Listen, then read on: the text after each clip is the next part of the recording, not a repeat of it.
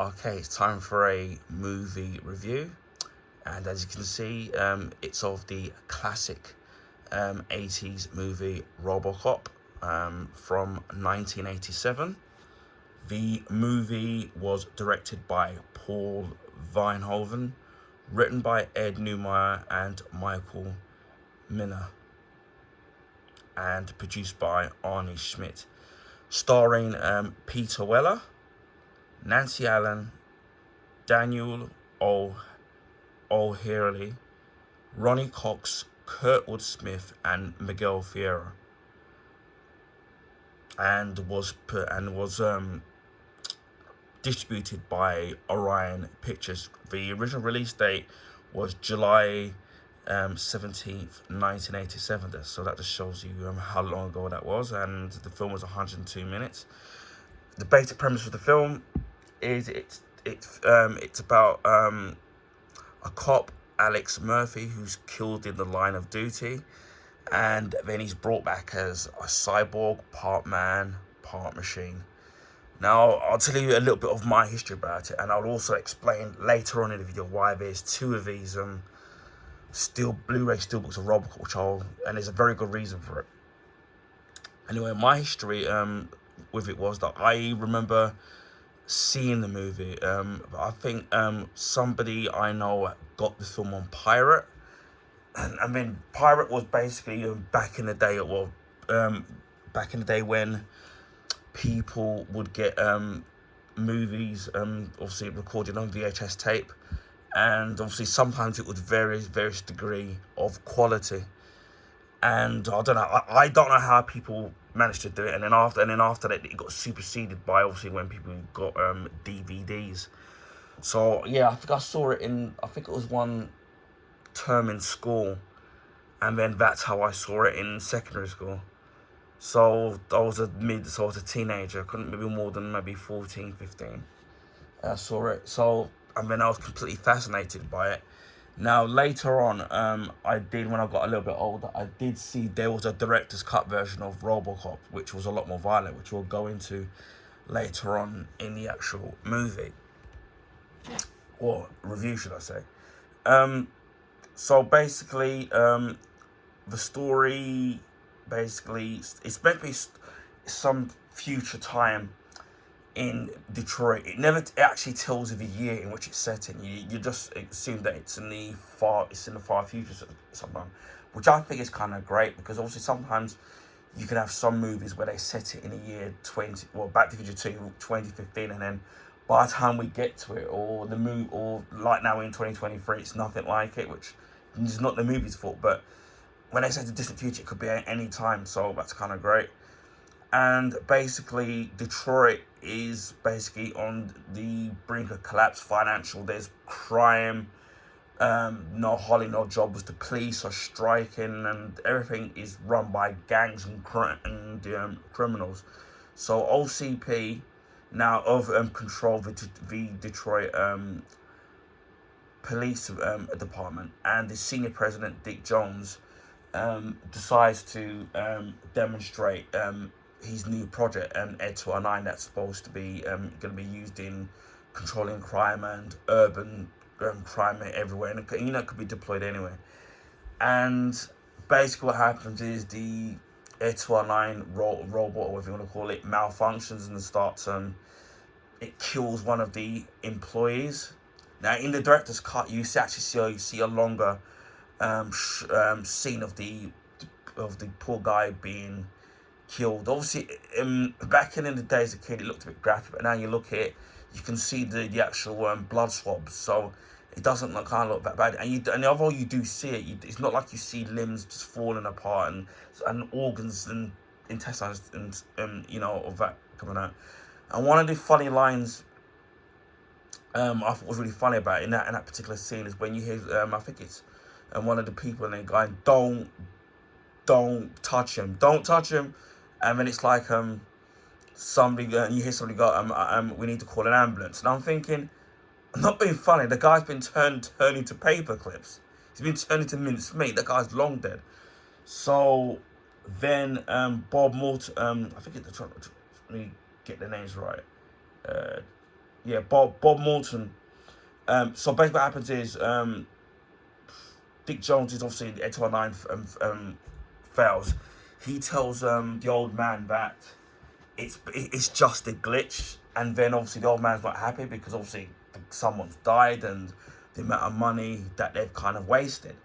And then obviously this is when Bob Morton decides to step in with his sales pitch, and then he's got this project he's working on, which obviously is going to be the Robocop program.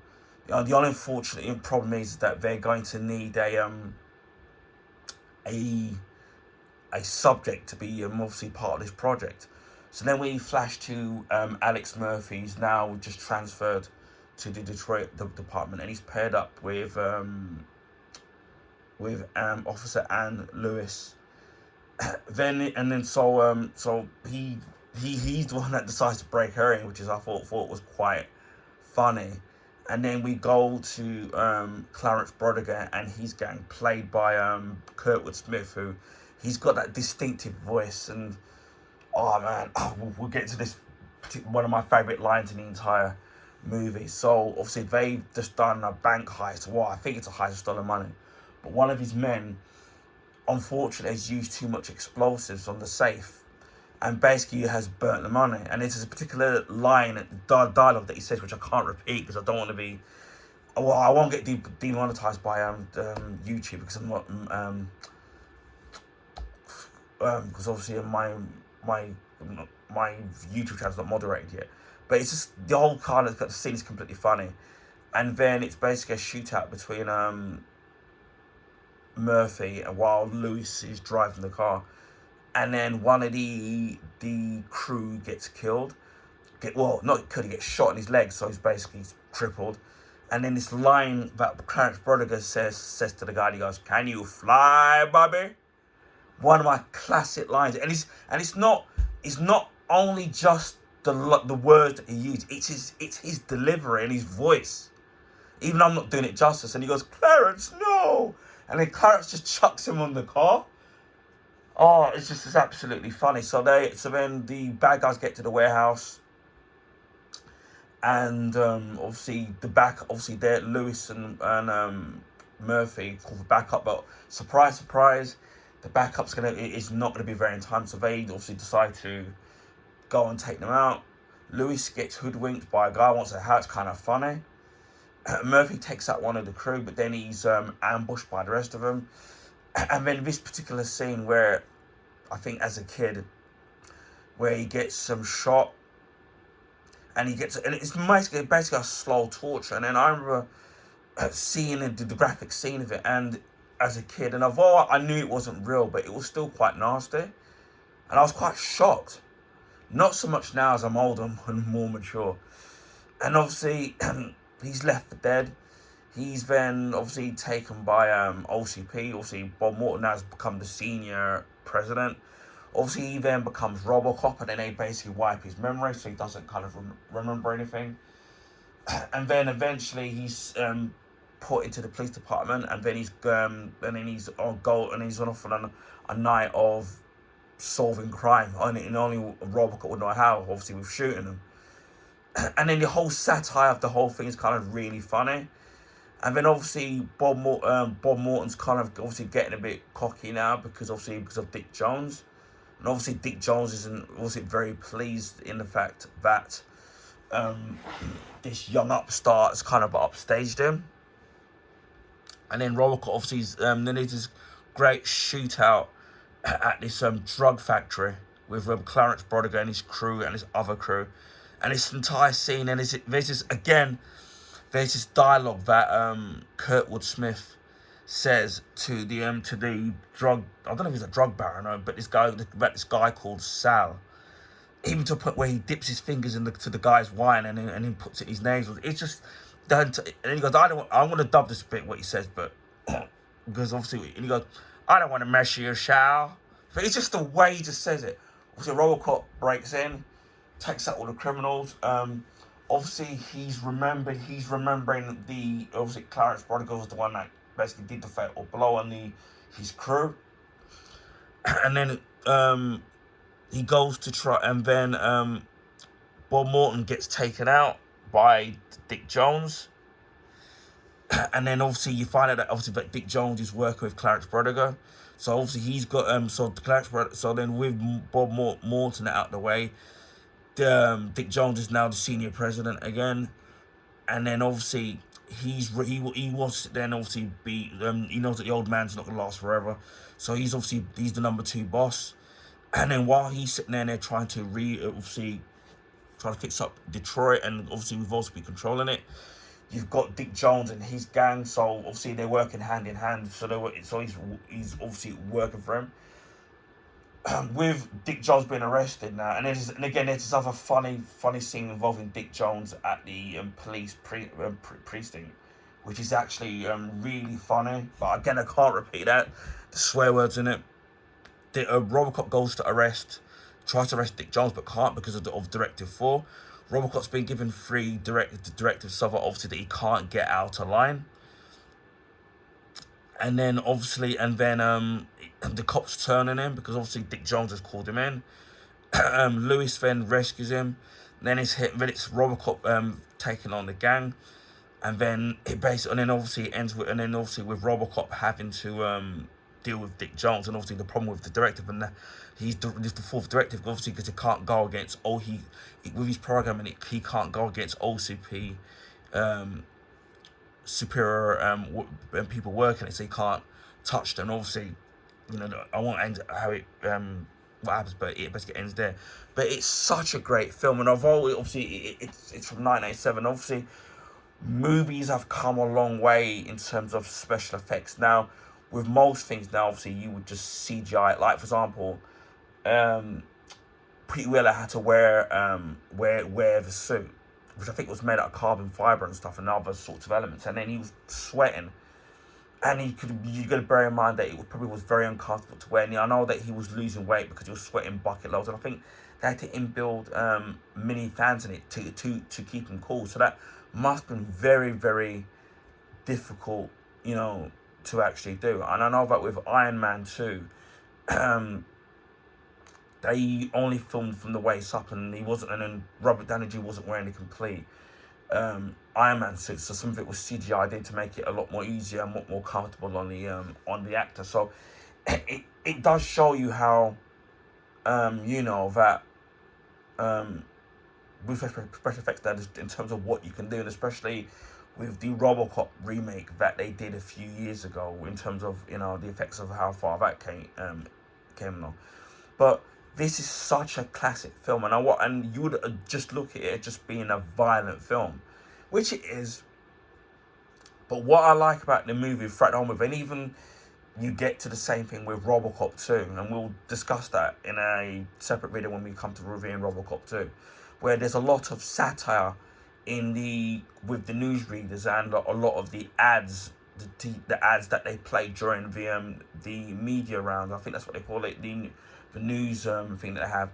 And I think that's kind of ironic with a lot of the satire in terms of crime and the way people treat people. It's a lot of things that are still relevant to this day, and I think that's the reason why I think the movie still resonates throughout the years and the decades that we've passed by since the release of this movie. It still resonates, and the story still holds up, and it still relates to a lot of things that are going on in society now with with people and governments and the way we treat one another. So the film completely totally holds up even to this day, and I think that's why the film is so good. But not only that, it's the casting, I think, was really great. Now, a little bit of trivia that I'm going to drop in here, that Paul Verhoeven, obviously he's a Dutch director, and then obviously he did the Robocop. He didn't come back for Robocop 2 or Robocop 3.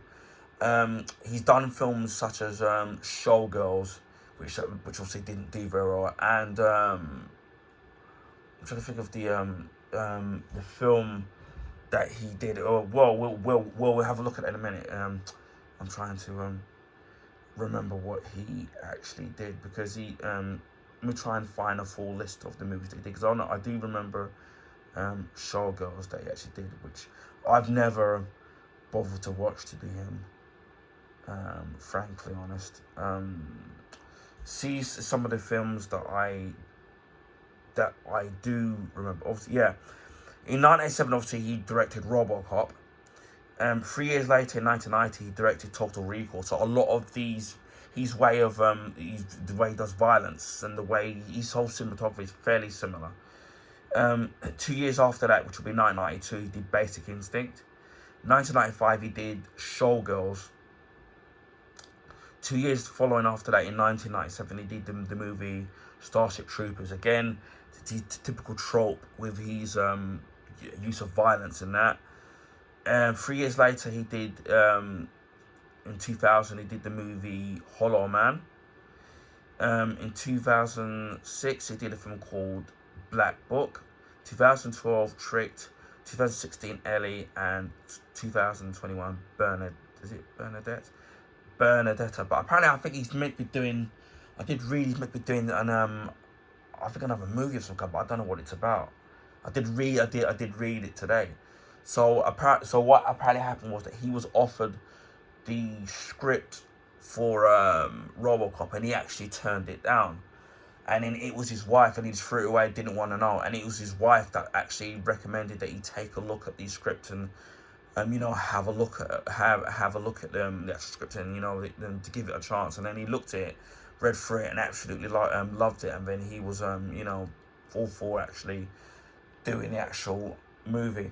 A lot of the animation in the actual movie, where this I think it was Stopgap. I think it was trying to remember, get the actual guy. It was done by a guy called Phil Tippett. I think I'm trying to. Yeah, it was stop motion. So basically, what they would do is they would have a small miniature of, say, Ed 209, and then they would move it, it's slightly moving going forward, and then putting one thing forward, and then next forward. So a lot of it you would see in the classic films in Jason and the Argonauts with I forgot the name again, Ray. Oh God, the guy that did Jason Argonauts.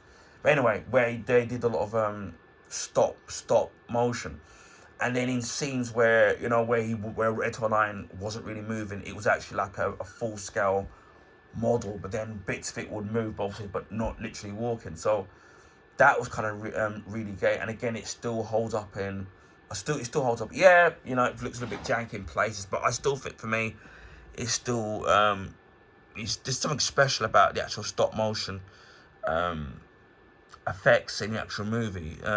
And then at the time, I mean, it really was it really did look state of the art in the actual movie. As I said before, Peter Weller was wearing the suit, which I said before, he was sweating a lot of it, and then he was losing a lot of weight, and it took hours to put the suit on. And then apparently, when they obviously first designed the suit, it was actually too complex. It was actually uncomfortable for Peter Weller to actually wear the actual suit. So what they basically had to do, so he got this French mime, a well-known French mime, to actually work with him in the actual movement of how Robocop would walk and stuff.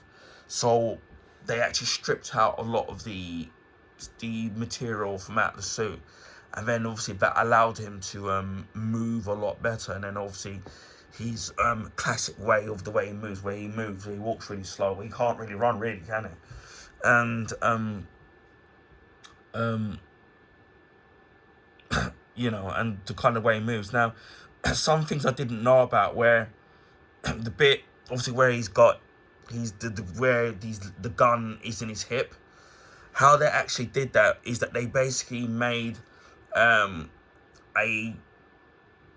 full size leg of Robocop, and they basically filmed obviously the gun, coming out and going in, and basically the people in the background would have to stand very still, and then so the actual leg open, so it's just a leg, a close up of a leg, just being of a leg, and then it's and then it's actually operated for the leg to open up, for the gun to go in and out. So it's basically so obviously it's not really going in the, and even when Peter Weller's wearing the full suit, it's not really going in it. So anytime you see the gun going into his leg, it's actually, if you look, it's actually a close up of his leg, so you don't actually see all of the actual leg, which I thought was actually clever. And all this I looked up and I kind of learned, and I didn't, and I didn't really know about that. It's only once you kind of do the research, you kind of see how they've kind of done it.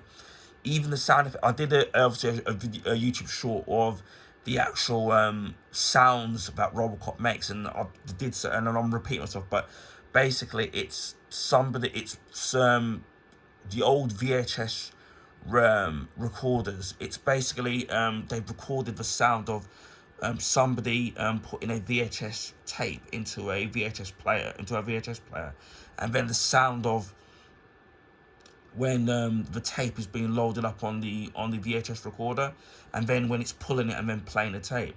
So every time you hear Robocop move, it's basically recorded sounds of a VHS tape being loaded into a VHS recorder, and then it's moving around.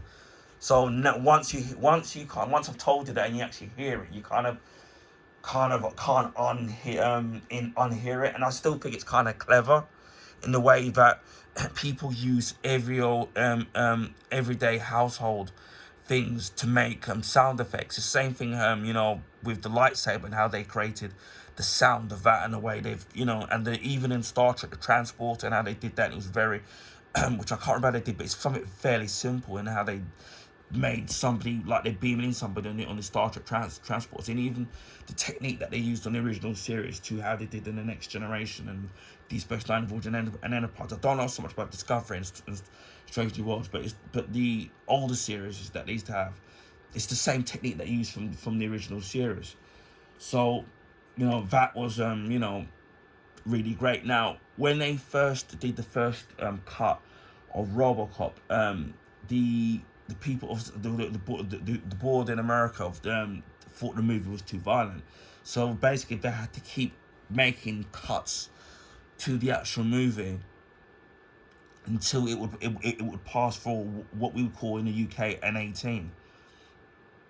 And then over the years, as I said, they did release a director's cut. But as before, somebody gave me a tape of it. I don't know how they got it, of the director's cut, so that's why I had it.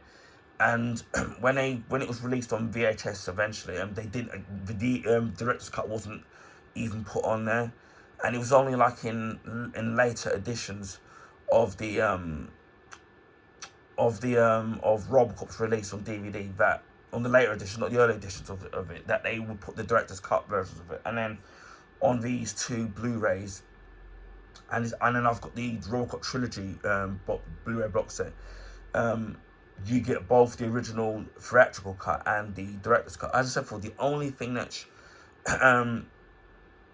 really different, obviously, is that you see a lot more violence in it. It's a lot more bloody. Like Robocop, his hand, Alex Murphy's hand being blown off, and his arm, losing his arm, and Mr. Kenny, R.I.P. Mr. Kenny, being shot up by Ed 219. And even how they designed Ed 219 and what they used it. There's even a funny scene where Ed 219 tries to climb down the stairs, and then when he's trying to go after Robocop, and then he tries to go to the next step and can't, and he falls over and he starts bawling like a baby and kicking his leg. That's kind of really funny.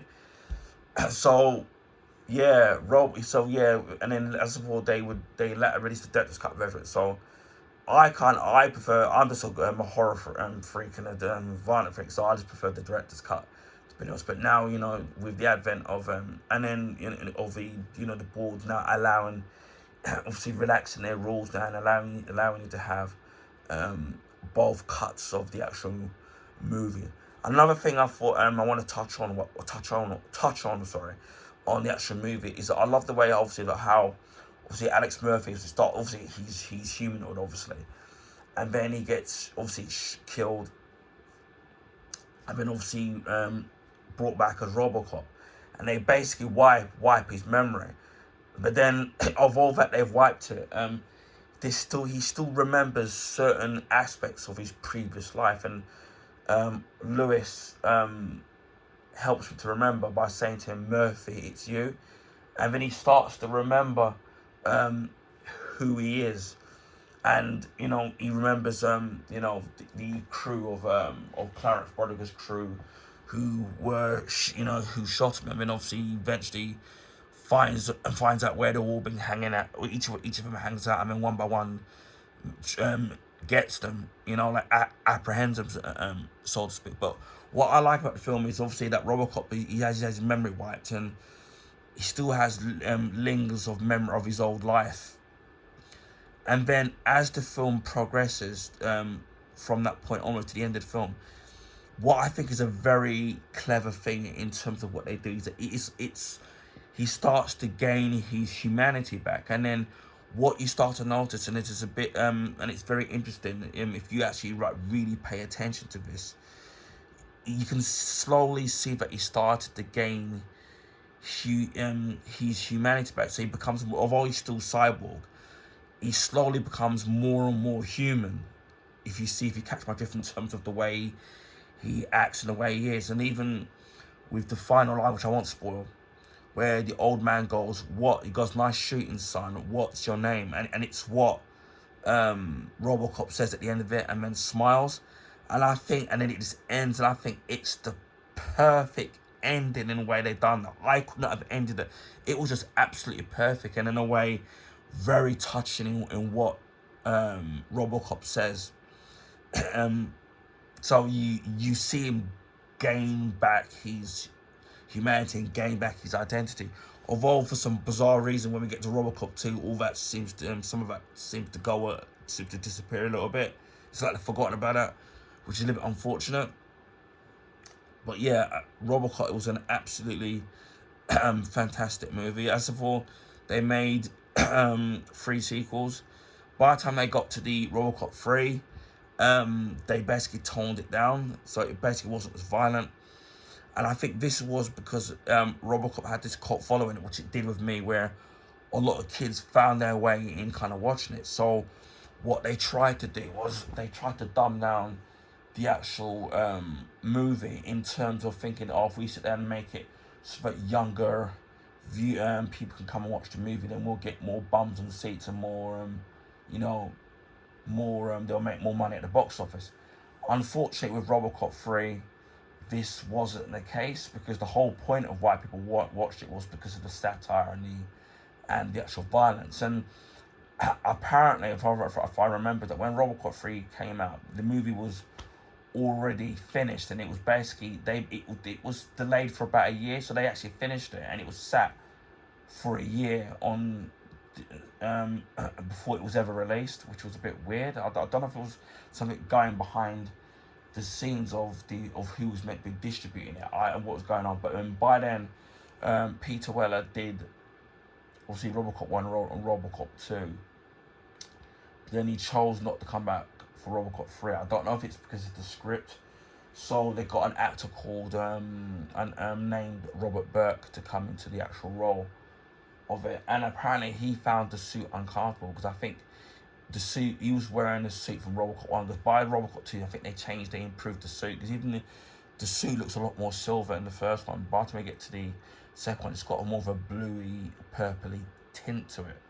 And if you've got on my social media, whether you look on my YouTube community page or on Twitter, you'll see the post of it, which I think is kind of cool. You see Robocop breaking through a wall, and he's just standing there, and you see the suit. And I actually prefer the colour of the suit in Robocop 2. There's something about the blue and purple hue in it. And Robert Burke obviously was wearing Peter Weller's suit, but he was slightly shorter than Peter Weller, so the suit was very uncomfortable for him to wear. But then did a Robocop series, which I'm trying to remember, which in the UK, I saw it on the Sci-Fi Channel. I don't know how many episodes they made of it. I think it's been more than, at least maybe 10 or 12. That didn't last, and I think it did get released as a box set, which I don't remember if I have around. Then they did like a mini series called Robocop. I think it's called Prime Directives, and it was a lot more violent. And what I did like about that mini series, again, it was played by a completely different actor. It did tap into the darker side of Robocop, but there's something about it that it kind of lacked. They did actually do two cartoon animated series of Robocop, which was really, really weird in terms of that. Because again, you're seeing Robocop obviously being an 18, and then now it's been turned to a kid cartoon. It's something that they did a lot of in the 80s with a lot of these action movies. For example, like they did Rambo. They turned that they turned that into a cartoon series, which I've actually never seen it, but I think you can find it on YouTube. Same with the Robocop series, animated series. And then they did a second Robocop animated series, which was completely different. I think they set it further along in the future, so it's totally different. Again, you can find these episodes again on YouTube. The first animated series I actually ordered it years ago, the complete box set of it on Amazon, and then I don't know what happened. I think my order got cancelled, and then to find that actual box set is actually not only rare but actually kind of expensive. I think it was distributed by a company called Jetix, I think, over here in the UK. So again, you can find the episodes on YouTube, which are available, thank God, if you want to sit there and check it out for yourselves. Again, that's for Robocop 2 was made again. Again, it gets a lot of stick, which I can see why, because Robocop 1 was like a really classic movie, but for me, I've got a guilty pleasure with Robocop 2 because it's actually really funny in places, and some stuff that Robocop doesn't. And there's actually a thing that happens where Robocop gets reprogrammed, and it's kind of really funny. Again, we'll get into that in the review of Robocop 2 if you've enjoyed this review. So yeah, that was kind of really great. And I think what also made Robocop this movie really, really great was the actual villains and the actual other actors, the actual crew that Clarence Bodiger had. And obviously, the way that Kurtwood Smith played that villain, he played it to a T. He was just completely nasty. And apparently, the actor before this, he was I think he was known for doing comedy. So I think this was his first serious evil role. So and I think he's gone on after that to do other stuff as well. I think he's done. We're trying to look at. He did another series, I think. We'll look. I'm trying to look this up, but apparently the actor, he's so far different from how he is in real life. He actually appeared in Star Trek 6 Other Undiscovered Country. He played the Federation president and that came in 1991. But he's under so much makeup that you wouldn't kind of recognize that it's him, but he's still got that distinctive voice. So that's what the big thing that I remember him in. Apparently he's in Robocop 3, but in its archive footage, he's in Under Siege 2 Dark Territory, playing a character called General Stanley Cooper. He's in a movie called Broken Arrow, and that was directed by John Woo, starring John Travolta, Christian Slater, and Samantha Mathis. So he was in that, playing the Secretary of Defense. He was in that movie called A Time to Kill, which was directed by Joel Schumacher. Although a very hard movie to watch, I highly recommend watching A Time to Kill. It's a really, really good movie. He was in Deep Impact, Girl Interrupted, Green Lantern, First Flight, and it playing a voice character.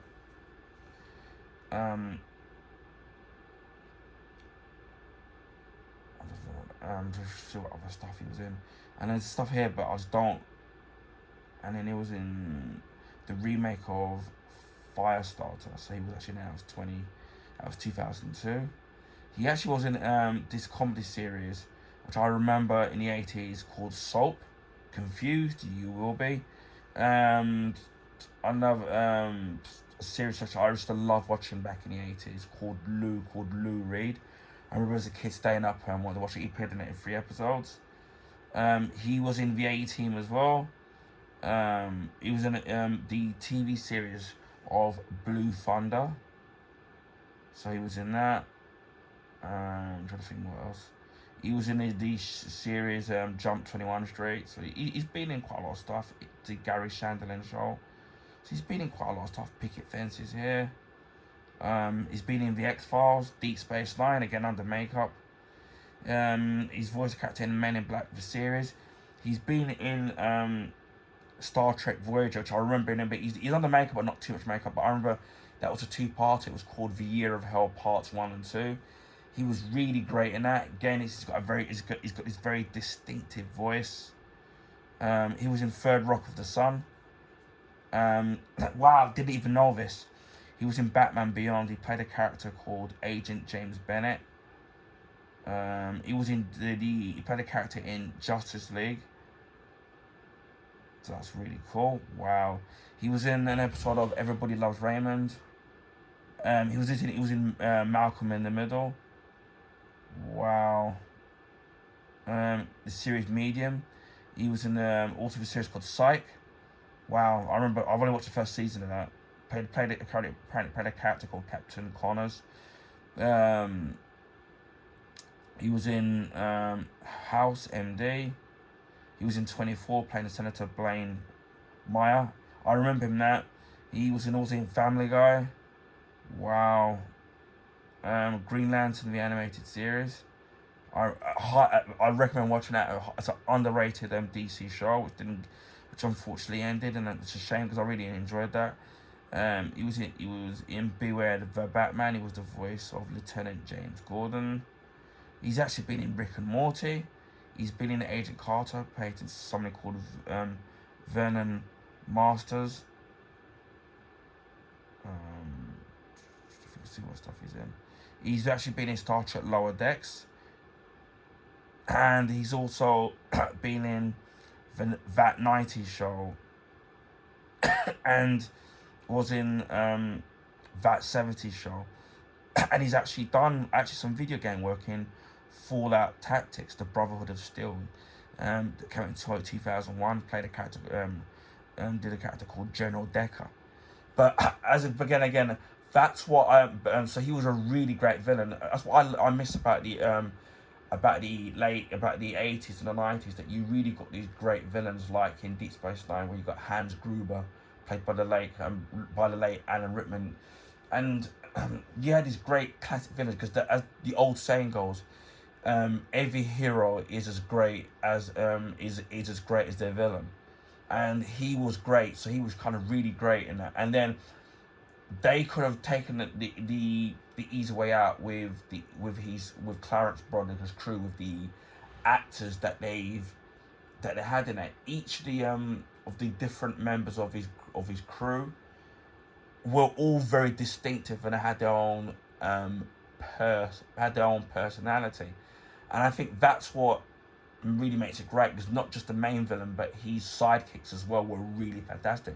Well casted, and as I said before, had their own individual quirks, especially this black guy in there. He's got this really funny, dirty laugh in it, and which I'm not going to try and replicate, but it's really, and I think that's the reason why I think the second film, really suffered, because although I thought it was a pretty decent film, the villain Kane was still a pretty good villain. But when you've got a character such as Clarence Broderick and then his crew along with him that were there, I think it was always going to be a tough act to kind of follow. And I think that's a lot of what happens when you've got classic movies, say like you've got Ghostbusters, and then obviously that does very well, and then people want a sequel. You got Back to the Future, and then you got the sequel to Back to the Future. So, although we will be doing a review of Back to the Future and the other trilogies after that. So but that's what kind of really made it great, was the actual villains in the actual movie, and I think that's why it stands up the test of time. I know that there was an arcade game of Robocop made by a company called Data East, and you play as Robocop, and then even the way he spins his gun around and he goes, "Thank you for your cooperation," and he would say, "Don't move, creep," and then they actually used the voice samples of Peter Weller. And I remember we went on a school trip to Forth Park, and and then they had obviously the rides there, and they had the arcade machines there, and I didn't really want to go on the rides because I was scared of going on the rides because I'm scared of heights.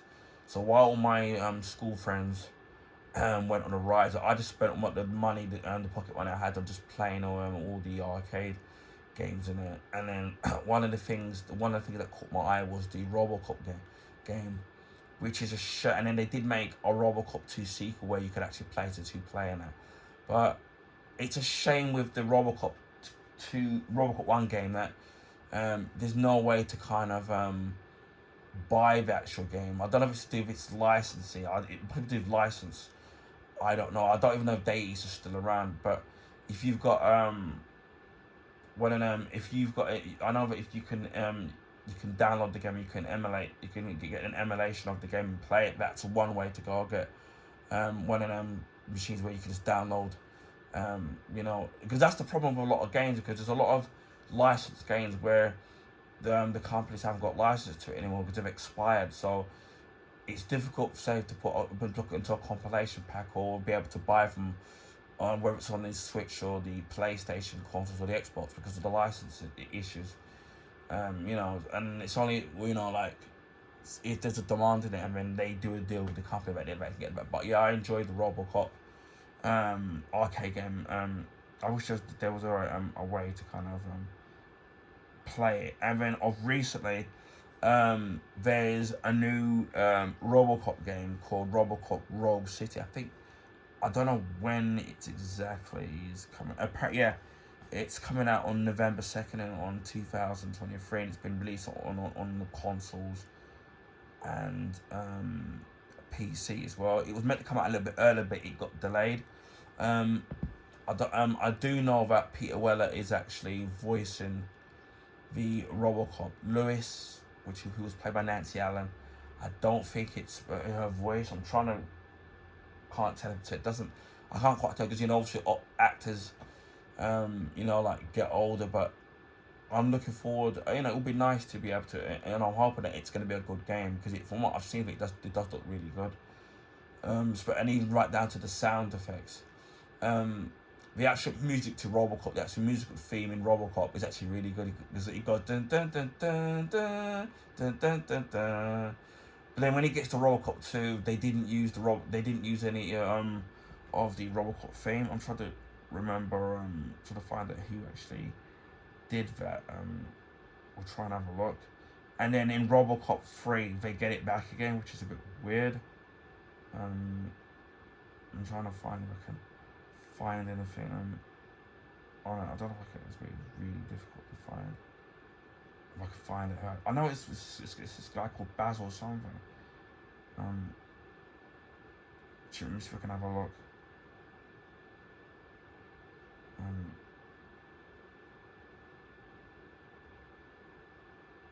So why things loading really slow. I can't pronounce his name, but his name is Basil. I'm really gonna butcher his name. It's Basil Poldorisius. So I'm really butchering the name. It sounds kind of a Greek name. Maybe I'm wrong, but yeah, his theme that he composed for Robocop, right, was really great. Again, it loses that theme in Robocop 2, which is a shame, really. I don't know why they did that. Apparently, to Ed Newman, he got the inspiration from Robocop from Blade Runner. So that, so you can see a lot of it. But again, as for they did the remake, and although I did think there were bits of it that delved into more of the psyche of Robocop and his family, which I thought was really good, and they do some satire in the actual movie, and there's some really good actors in it, like, and you know, for example, like Samuel Jackson and oh god, Michael Keaton, who I thought were good in it. I did in play is good, but the way they changed the suit, made it all black, it kind of lost it, and some of the violence they would have toned it down, and it's really unfortunate. I did hear rumors that they're trying to redo another Robocop film. Now, I don't know if this is going to be a reboot or if it's going to be a continuation somehow. I know this story, it was being talked about for many, many years, but there's been kind of no word on what's going on. So it's probably in development hell at the moment. But yeah, but going back to why I've got two Robocops now. I did have the Robocop trilogy on DVD, and that obviously had Robocop 1, Robocop 2, and Robocop 3, and that did contain the director's cut version of Robocop 2, or Robocop 1, should I say. And then they released this on Steelbook, and as you can see, it looks really nice, and it's really nice, and you can see the title there of Robocop Debossed. I'll show you a quick look at it, so you know you can have a look. You've got the Robocop there, and it's a matte finish, which it's a shame. I really wish it did have a gloss finish. We'll open it up so you can have a quick look at the Blu-ray. So you can see this Dick Jones, played by Ronnie Cox. Again, you see him in the Beverly Hills Cop movies. Obviously well known for playing good guys. And he was also in the Star Trek The Next Generation. I think he played Captain Jericho, I think. But normally playing good guys. You've got, if you can take this out without knocking over my phone, because I managed to get a new tripod, and then I'm filming this on my iPod, on my iPhone 12 Pro, because my iPhone 7 microphone's not working. And then obviously with them, the iPhone 12 Pro is a lot heavier, so I'm worried about it tipping over. So you've got the Blu-ray disc, and you've, believe it or not, actually got the DVD, and it's the exact the same DVD that came with the box set of the Robocop trilogy. So that's an 18. And obviously, I'm going to show you the background again. So I think that's really cool there. You've got the image of Dick Jones and Ed 209. Now, the reason why I've got another version of it is because the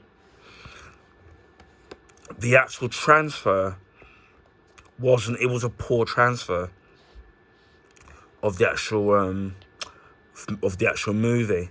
And apparently there are put it back into frame, and there were a lot of complaints about the actual movie. So what they did then is that they re-released it again, but this time gave it a completely new steelbook. Now I know a lot of people got rid of because of obviously there was the new edition. They got rid of this. Now the reason why I still kept it, because I don't know, there's something about, and this is debossed. And obviously this isn't just completely flat. There's just something I just love about this steelbook. I love the image of Robocop there. I love the way the title is debossed and the actual borders that we've got. I just love the look of the steelbook, so I couldn't part of it. So that's why I never got rid of it. But what I like about this, you've got an image of Robocop. I think the image of this looks a little bit better. Because this isn't, the actual background isn't actually in the movie. It's like they've superimposed it. The way he is there is, but the background isn't. But what I do like about, and then the actual font that they use for Robocop is completely different. It looks more like the Robocop reboot, where if you look at the font of this, it looks like the actual font from the actual movie itself. God, imagine if OCP really did exist. Oh God. We would have been problems. So you've got and then what I like about this is a gloss finish, which the only negative thing about it is that it's a fingerprint magnet. Now, There is a way how you can gloss this. There's a thing that you can use to spray it, but if you're somebody that's good at doing car spraying and all good spray things, you could coat it with a substance to give it that gloss look. I've seen back in the day when people used to do a lot of Blu-ray steelbooks. I've seen people actually do that themselves and give it a gloss finish. But there's something about a gloss finish that I really kind of like. And that's what you got there, 219 at the back. It's pretty cool. We'll fold out the back so you can see a complete image of it. And then this came with a better transfer, but the only thing is that you only get one disc, so you don't get the DVD. Although I suppose many people don't watch DVD anymore. So you got Robocop there, and this is a complete image. This image isn't actually in the actual movie itself. It's a completely made up image. So that's pretty cool. Maybe I'm gonna look to see if it's the same disc design, which I doubt it is. No, it's completely different. As you can see, the actual design is completely different. So you can tell them apart. Again, this does contain the director's cut of the actual thing. But yeah, the steelbook is actually really nice. And then, so before we wrap up, I bought this. So I've got the movie. So basically, I've got the Blu-ray of it 3 times, and I've got the movie DVD twice. Now, the reason why I bought this is that one, I got this really cheap, because usually when you buy a trilogy Blu-ray box sets, they're about over maybe anything between £12 and £15. And I think I got this for I think years ago I got this for £5. And the problem and the reason why I got it is that I had Robocop 2 and 3 as DVDs as part of the box set. But at the time, you couldn't buy Robocop 2 and Robocop 3 on their own. So the only way that I could get Robocop 2 and 3 is that I had to buy the box set trilogy. And I said at the time I managed to get it for £5. I got in the sale, so that was great. So that was an easier pill to swallow. So we'll maybe do a separate video on this. And you get I'm guessing, yeah, you can see that it's that Robocop. I'm just fucking open this up again.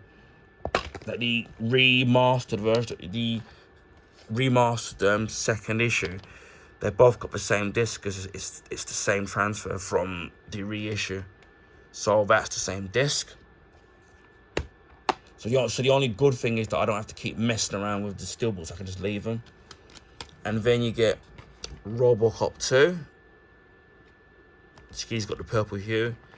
And then you've got Robocop 3 there as a Blu-ray, and apparently it's an 18. I don't know if they've re-edited it, because I remember it being a 15.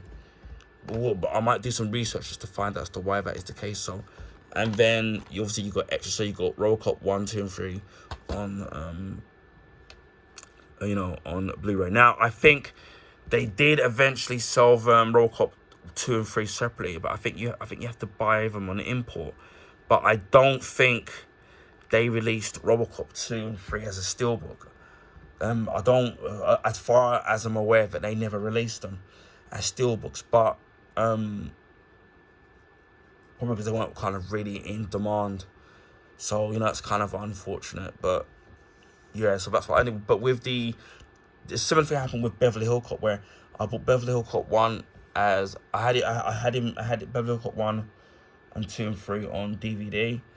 Eventually they put Beverly Hill Cop on Blu-ray, and I bought that. And then to get Beverly Hill Cop 2 and 3, the only way to get it is that you had to buy it as part of the trilogies. It's a similar thing with this. So it's the only way that I could get the actual movie. So whenever I watch Robocop now, I obviously just use this one, so I don't have to interfere and damaging these. But yeah, that's the reason why I've got 2 steelbooks. Not that I bought them at the same time. And again, I know people that got rid of it. I even know somebody that got rid of that steelbook and put the Blu-ray of this one into that one because it just looks better. But I prefer the artwork in this. But I like the gloss finish and that. So Anyway, that's my long-winded review of Robocop, the future in law enforcement. Thank God he isn't. Yeah, but yeah, really classic movie, and then that's just why I think the reason why this video is so long is because I just love the movie so much, and it does what it still hold up. It still holds up the test of time.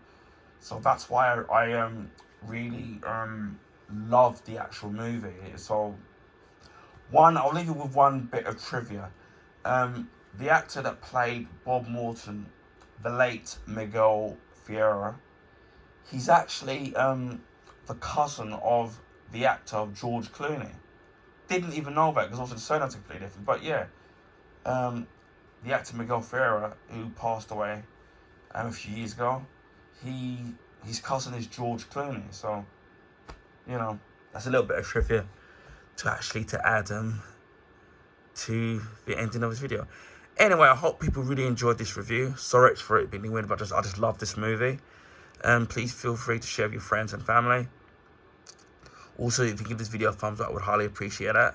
That will allow people to find my YouTube channel and content, because of the YouTube algorithms favor the bigger YouTubers. So giving that thumbs up will, allow it my stuff to be, my channel to be found on the YouTube recommended page. So I highly recommend that. Also, if you haven't already, please feel free to consider subscribing to my channel if you want to see stuff like this and any other various different content on my YouTube channel. So it just leaves me to say, wherever you're in the world, please stay safe, and I'll see you on the next video. Bye for now.